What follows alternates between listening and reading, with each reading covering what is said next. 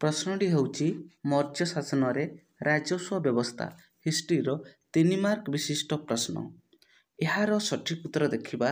ରାଜ୍ୟର ବହୁବିଧ ଉନ୍ନୟନ କାର୍ଯ୍ୟ ନିମିତ୍ତ ଚନ୍ଦ୍ରଗୁପ୍ତ ରାଜସ୍ୱ ଆଦାୟ ଉପରେ ବିଶେଷ ଦୃଷ୍ଟି ଦେଇଥିଲେ। କୌଟିଲ୍ୟଙ୍କ ଅର୍ଥଶାସ୍ତ୍ରରୁ ତାଙ୍କର ରାଜସ୍ୱ ଶାସନ ସମ୍ବନ୍ଧରେ ବିଶେଷ ରୂପେ ଜାଣି ହୋଇଥାଏ। ଭୂ ରାଜସ୍ୱ ଥିଲା ରାଜ୍ୟର ମୁଖ୍ୟ ଆୟ।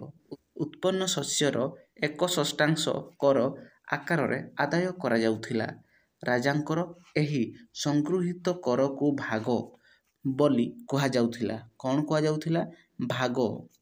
ଏହା ବ୍ୟତୀତ ଖଣିଜ ଦ୍ରବ୍ୟ, ଆମଦାନୀ ରପ୍ତାନି ଦ୍ରବ୍ୟ, ଜଙ୍ଗଲଜାତ ଦ୍ରବ୍ୟ, ଲବଣ, ଘୃତ, ତୈଳ, ମଦ୍ୟ ଆଦି ଦ୍ରବ୍ୟ ଉପରେ ଟିକସ ଏବଂ ଜରିମାନା ଆକାରରେ ଆଦାୟ ଅର୍ଥ ରାଜକୋଷକୁ ଯାଉଥିଲା।